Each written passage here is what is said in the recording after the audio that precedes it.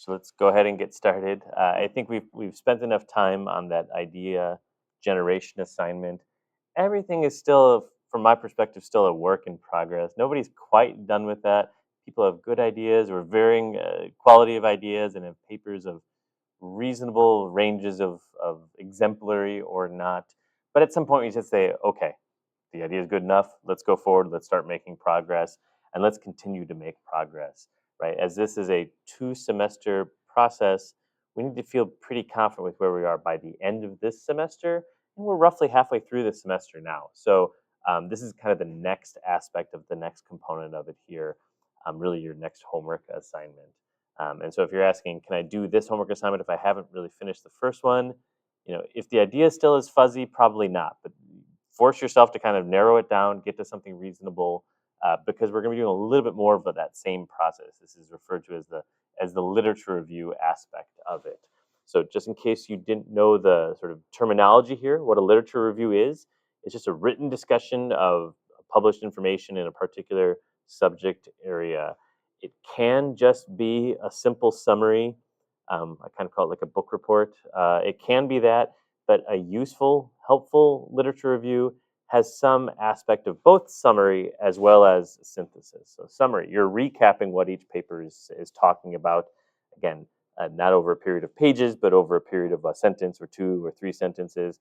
But then the hope, although we can't always accomplish this, the hope is that there's also some synthesis as well, in that we've organized the information in such a way that there's some meaningful analysis or interpretation happening here. That the reader, having read what you've written, has learned something versus just a bibliography that you provided. There's a difference between this task, this literature review task, and what we otherwise just refer to as our academic paper or academic report. The main focus of your creative component is to develop something new, right? You have a new idea that we're talking about. How novel it has, how influential it is, how much impact it is varying, and we can't say for certain until really we're done, but it's something interesting and new. Academic paper itself, or the report, is likely to contain also a literature review as one of its main chapters or sections. Sometimes, and quite commonly, as you're reading these papers, you'll see that it's section 2. Section 1 will be introduction or introduction and motivation. Section 2 will be related work, it will be called. Likewise, in your reports that we'll be putting together, it'll probably, unless there's a reason to not have it there, it'll probably be chapter 2 in your creative component report. So, in some sense, this homework assignment is to write a rough draft of chapter 2 of your creative component report. In some sense, likewise, the first homework was to write chapter 1 of the creative component report, or at least get the ideas down on paper so you can go back and finish that. We're trying to work on chapter 2 here today. It's definitely not something that you want to do after you're already done with the rest of the work.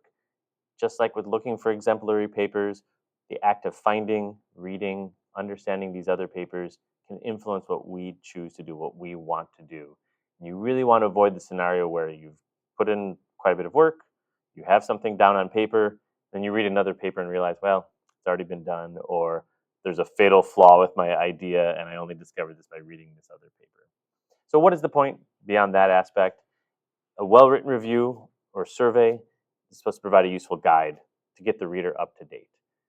Someone should be able to read your chapter 2, and assuming they have a reasonable background, they have graduate level background in electrical and computer or cybersecurity engineering, they should be able to follow along with the rest of your report having read chapter 2. They're not experts because they haven't read the papers. They've read your interpretation of these papers, but they should feel pretty comfortable moving forward to the next chapter. So it's a guide. Also Connect is either an overview or help provide a little bit of additional direction to a proposed research topic. The best chapter 2s or section 2s, they say, here's what the rest of the world has already done. Here's why I'm doing what I'm doing. So what you read should kind of influence what you're planning on doing. And it tells a pretty nice story when you say that. Everybody else did X, Y, Z. Here's why I'm doing that, also doing ABC in comparison. And this is my reason for why I'm doing it. So it's also a little bit of extra motivation. Oftentimes that's the last paragraph in that section or chapter 2. And then separately from those first 2 aspects, as you put together a nicely written literature review, it also establishes a little bit of extra credibility. Someone reads your report and their takeaway from chapter 2, beyond gaining knowledge, beyond understanding your direction a bit more, their takeaway should be this student did their homework, like literally, but like figuratively also in the sense of this student has done the necessary groundwork to show that they know to some extent what they're talking about in this field. And that's what I mean by credibility here. You've done your homework. You're not just someone coming up with a random idea with no context. You've looked at what else has happened. You have a background in the field. You're a credible student at the graduate level doing work in this field. So it's kind of a signaling mechanism to say, yeah, I've done my work. You should keep reading, basically, is the goal of that chapter. In terms of high level steps to follow, again, this is going to look different for everybody because the topics are different, the type of papers you are going to be finding is different, and the nature of what you're interested in is a little bit different. But we have to understand the problem formulation first. We've been doing that.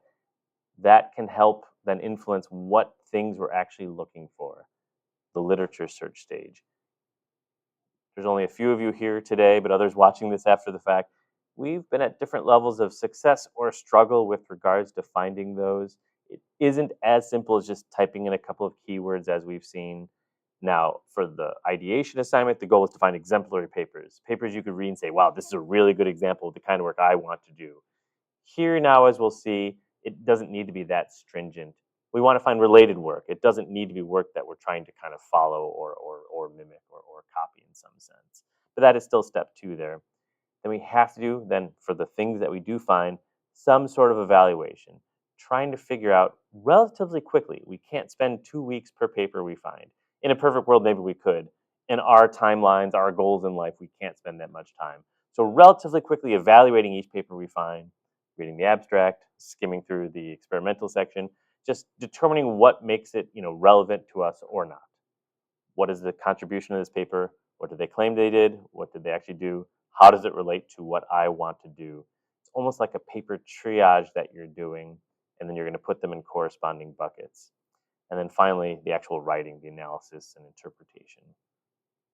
Providing that report of what is relevant, what is pertinent in the field, and ideally, again, after you do all that, how is what I'm planning on doing? Because it's still speculative at this stage. You haven't done it yet. You're in the process of getting there. How what you are planning on doing relates to what has already been done.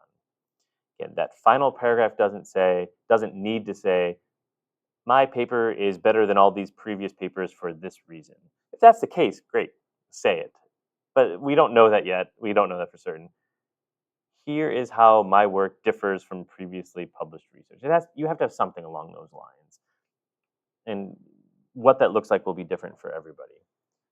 In terms of where we get started, because this is a harder homework assignment than homework number 1, where we had to come up with an idea and we were looking for 3 exemplary papers. You can start by finding models for your field, meaning other people have already done this before in your field. You don't have to be the very first person to come up with this concept. In certain subfields, it's very common that people will write a paper whose sole contribution is that literature review. Door. So if you're lucky, it's already been published. And there's venues specifically to publish literature surveys. One just example is ACM Computing Surveys. That's an ACM journal focusing on computer science, and every paper they publish is a survey of some field. Or in your keyword search, if you add the word survey or review to your keyword search, you may find those survey papers, and maybe you've already found a couple in the list of papers that are related to your topic. I say, if lucky, that paper already exists. We can't copy it, right? It's already been written, but we can look through it and get an understanding and kind of build what we're doing based on what you've already read. Yasha's found some good survey papers. A well-written survey paper may have, 100, 200 citations, references at the end. That's not our goal, but it gives you that example of what can be done here. But either way, whether you find a survey paper or not, every exemplary paper you found should have that chapter 2 or section 2 or something at the end, that related work section. And then that section and then that bibliography is a good entry point for your own work. It's going to be different. This paper is different than yours. It's not the same as yours. It's related, but not exactly the same thing you are doing. So your related work is not allowed to be the same exact thing as what this prior related work is, but it's a model. It's researchers who've already looked at this problem, have already done the keyword searches, collecting of the papers, the reading through of papers. Here's what their related work wound up being. It's a model. It can influence how your related work winds up being. You don't have to start from a blank piece of paper with no idea of what to write next. You can look at what already has been done here with regards to either explicit survey papers or just chapter 2 or section 2 of existing papers that are out there. Likewise, when we were trying to find exemplary papers, this is still critical to consider the appropriate scope in terms of the how broad or how narrow the particular topic you're doing these searches for. We are doing maybe verification IP core of AXI interconnect, bus. If you type in only those exact terms, you may not find very many papers at all, or very small a number of papers. Well, you're looking at that particular bus protocol, but there's related work that is looking at other bus protocols. Or if not verification, they're looking at test bench generation and things that aren't exactly the same but are related to what you are doing. If you get 5 results that are even closely related, you're going too narrow. On the flip side, if you're finding thousands of papers, or even hundreds in our case, um, that's great, but it means you're just being a bit too broad in terms of what you're looking for, and you have to select just a subset. Whether it's a subset of the 30 most influential of those 1,000 papers, the 30 most recent of those papers, or a subset in terms of the scope of what you're searching for, we have to narrow that down somewhat, just from a practical perspective of how much time you have to work on the project and how many papers are potentially out there. You can't be and you're not expected to read everything that is available on a given topic. So you want to narrow your scope within reason. And the expectation, though, is that if you do cite this paper, you should know what it's about. Maybe you're not the world's foremost authority on it, but you should know what it's about. And when I ask you, hey, paper 26 here, what is this one about? You shouldn't say, I have no idea. That's not good, right? You should have some credibility with having looked at the papers, whether you've analyzed every pixel in that paper, but you've at least looked through it and you understand what the paper is generally about. Otherwise, this homework should be treated like it's a term paper, meaning like a in-class, not creative writing, but a writing assignment that has a deadline that you have to put time in to do properly. You have to organize your thoughts. It is a different task than just doing an annotated bibliography. Although it's not a bad starting place to do an annotated bibliography, which is paper 1, here's a few sentences. Paper 2, here's a few sentences. That's not a bad place to start at all. For just like cataloging, keeping track of everything that you've read, that can be a starting place. But a literature review versus just an annotated bibliography has some structure to it, has some flow to it. It is a relatively self-contained, effectively an essay or a term paper about the general field that you are working on for your project. So it should have an introduction. It can be one sentence, just a quick overview of a central theme of what the area is. Recent work on performing forensics of Tor browsing can be categorized in the following ways. Some sort of header introductory sentence. Doesn't need to be a whole paragraph because you already have an introduction sentence or a paragraph, a section, excuse me. Then you have the body, like the main meet the main paragraphs of it, of which it can be organized in a few different ways. And then probably that conclusion paragraph, which is you've read all this work, you've summarized this work, maybe just what is next. And what is next is usually what you yourself are also working on. In comparison to these prior papers, I'm investigating blah, blah, blah, blah, blah. And whatever that is kind of showing how it relates back to what you've previously read.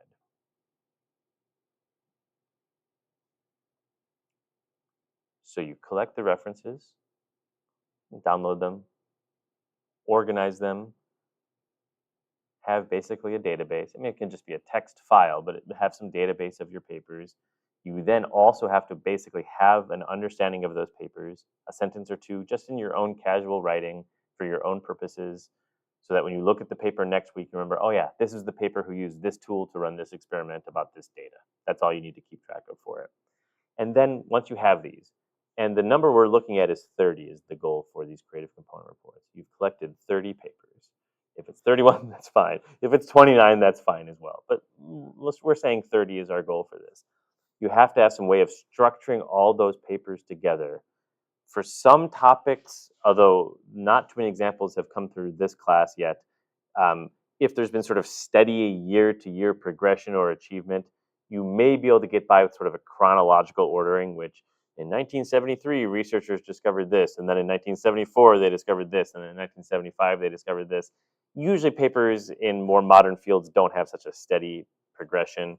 There's a lot of quiet period followed by a burst of activity followed by a following quiet period. So for our kind of papers, computer engineering, electrical engineering, computer science style papers, more appropriately is usually having a methodological ordering.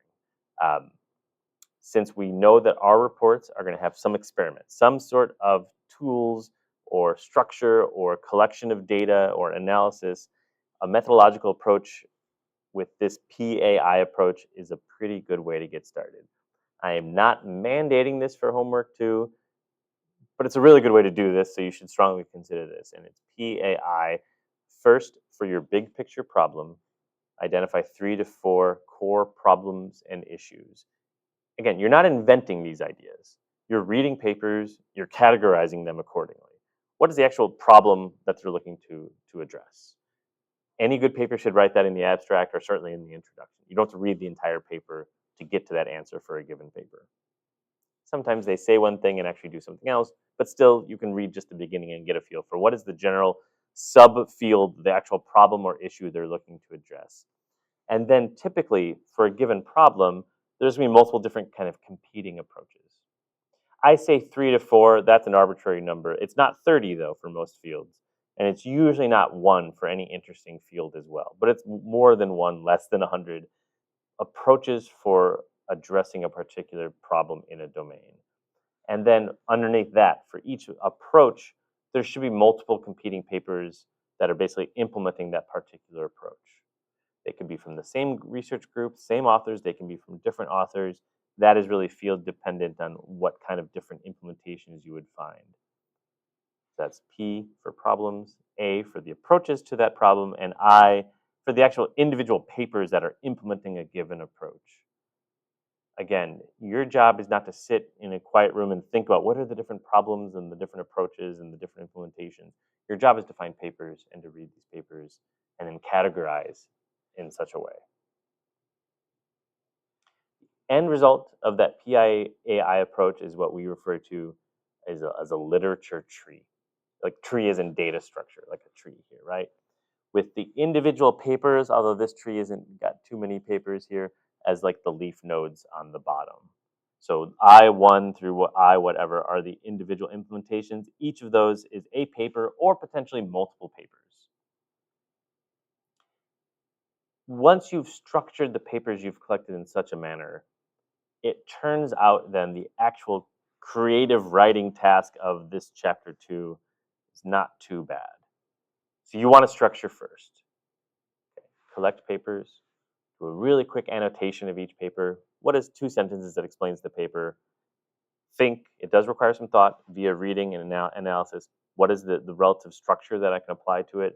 And then in terms of writing chapter 2, oftentimes we do like a depth first search of this tree, basically. In this particular area, there's 3 main problems that are under current consideration. The first problem is such and such, and then you talk about the approaches to that problem. Next paragraph, the second problem that people are considering is such and such, and then you go through those papers and so on. So it's almost like a mechanical translation of this tree, literature tree data structure to a series of, in this case, maybe 3 paragraphs is what it would wind up looking like. Here's an example from a prior master's project. Doesn't have all the nodes because that winds up being very hard to display. But this is if someone was working on network intrusion detection systems, which is a very broad topic, right? If you just look up that term in your Google Scholar, you will find thousands upon thousands of papers for it. So at some point, based on what this student wanted to work on, it had to be winnowed down a little bit. What aspect of network intrusion detection systems were they interested in working on?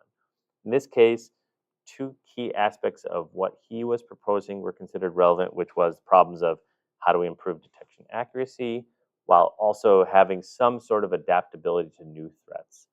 That was his determination of two different problems that different papers were addressing, for which for each of those problems, both for detection accuracy as well as for adaptability to new threats, there were several different approaches that were considered. And again, he didn't think up the thought or come up with the idea that we should consider using principal component analysis to analyze log files and to determine whether new threats are being detected or not. Other papers had already done that part. And then his job, as he read these papers, he realized, a lot of papers are actually looking at using PCA or SVMs, or this was enough years ago that fewer papers are using neural networks than certainly today for that purpose. But a bunch of papers are using PCA, principal component analysis. Why are they all doing this? Oh, it's because it's perceived that with PCA, you can quickly kind of take a multi-dimensional log space and shrink down the number of dimensions for analysis, and then new threats would show up as outliers in that lower dimensional space, or something like that. And so that led to a kind of natural structure for that chapter 2, but starting with this kind of data structure to view the problem space, then again writing that chapter 2, just traversing that tree. And topic sentence is the root node here. Each paragraph is then that next level of nodes. And then however you want to structure, whether it's sub paragraphs or whether it's just one big paragraph for the different approaches and the individual papers here. And depending on how you group it, you don't have to talk about each paper individually. If there's 3 papers that are really similar, that are all falling under the same leaf node here, you just include them all at once. Several authors have considered the use of support vector machines to be adaptable to new threats. Cite 1, 2, 3. You don't have to write 3 different sentences for each of those if you want. That is your assignment. Just like with homework number 1, it's not something you're just going to get perfectly right instantly, but it does require maybe a bit more commitment than what we've been doing so far, this semester. Your goal. This is really the end goal for when you graduate, but trust me when I tell you, you really want to get this done now. It's not going to change much between now and when you graduate in terms of what research papers are in the field. Maybe 1 or 2 more will get published between now and, say, April. Well, that's okay. We'll look again, right? We'll check again maybe 2 weeks before you defend, and adding 2 papers to this is no problem at all. That takes like a few minutes, right? Depending on the nature of those papers. So we do the work now. If we do this properly, your chapter 2 is done. That'll be wonderful. Versus those who kind of wait until the very last minute to do the related work. Well, first off, that's kind of backwards. We need to be influenced by what has already been done before we do our own work. And secondly, that turns out to be a very frustrating task when you're at a deadline, when you're trying to get data to look right, when you're trying to collect data for an experiment or trying to implement some code for something. You don't want to necessarily be bothered with this task. We are doing it now. It'll be a rough draft, but we can improve upon it when we get closer to our final deadlines here. There's several aspects of this here. Pretty much we're starting with collection of papers. So we'll be using BibTeX and LaTeX for this. I'll give a little presentation about how to use it, but with Overleaf, it kind of does it all for us. So there's not nearly as much to learn as maybe there was 5 years ago in this topic, but you're going to collect your database of papers. It'll be a single text file, and it looks kind of funny when we download the citations for it all, but it'll be 30 bib entries. It's 31, of course that's fine. If it's 29, that's fine. If you come back here with 4, I'll say, no, you didn't do the work. You got to expand the scope. And for every project so far that we've reviewed in this class, you can find these papers. You just have to kind of expand what is considered related work for your field. So start with that. Annotated bibliography. A couple sentences for each paper. That is for your benefit as much as it is for my benefit. 30 things is hard to keep track of. It's hard to remember what is what. Just for all 30, just very briefly tell me what they do. 2 sentences each. I then want you to reflect. You were supposed to do that after having read 3 papers. That hasn't gone super well yet. I haven't seen really the loop being closed there. But now if you're looking at 30 papers, I want you to say, okay, I've read 30 papers, so I want to kind of tweak what I was proposing to do. And that's still okay because we haven't done it yet. So that is perfectly fine. How things relate to each other may have changed based on doing this broader search. And I guess I should add, we did the 3 papers for homework 1, those are most certainly 3 of your 30 papers here. So you're really looking to find 27 additional papers because you've already found 3 good papers. Before then you actually try to do any writing, just a second, just before you try to do any writing, I want to see your tree. So use like Microsoft Smart Art will do it for you. It'll like automatically generate the trees. You don't have to worry about like drawing arrows and edges and boxes. This figure probably doesn't go in your report. If it's really nice, maybe we put it in there, but usually you don't actually show the visualization of the papers that you've read in the report itself. Um, if you really fall in love with what you designed, we can put it in there, but it's not typically in there. But before we worry about actually doing the related work, I want to make sure that there's some logical consistency to what you are doing. That's going to be harder than it looks. We have a month essentially to work on this. That'll be as much time as actually finding the papers themselves, is organizing how they relate to each other and having the leaf nodes be the actual citations and then the problems, approaches, and then implementation. Sure, yeah. So we will use Overleaf for this. And the nice thing about using Overleaf to structure our creative component reports is we'll use the Iowa State template. You don't have to think about template at all after we use it. So probably just stick with the Iowa. At this point, let's just stick with the Iowa State template, um, which is just sort of like a single column, double space template. But it solves all those problems of, does this meet the graduate college requirements? It'll 100% will, with very little effort on your parts to get that working. And that's really nice because you can spend hours and hours trying to get Microsoft Word to do exactly what you want it to do. LaTeX has its own headaches, as you will probably discover, but for this, it's built to do this really efficiently, so it's the way to go. Um, so collection of papers. So you're back to Google Scholar or related tools. Summarizing briefly, structuring your thoughts. I want to see the tree. That's what we're talking about. I can look at what you actually write as well, but I want to see the structure. Starting next week if possible, but I understand it may take a couple of weeks to get to a point where you even feel comfortable presenting something with along these lines. And then once you get my okay or you feel really good about what you structured together, then the actual term paper assignment, which I truly believe once you have this structure, it's actually going to be pretty straightforward. It's not even, it's not like advanced English and grammar at that point. It's really pretty formulaic at that point. Probably an AI could write that well, but don't use that. You're going to write it yourself. You're just doing some walk through this data structure here. And each sentence is kind of, unlike a lot of writing you do, it's pretty obvious what your next sentence should be for each of these components here. So that's this assignment. I'll stop the recording here. Of course, if you have any questions, let's talk about this before you jump into this.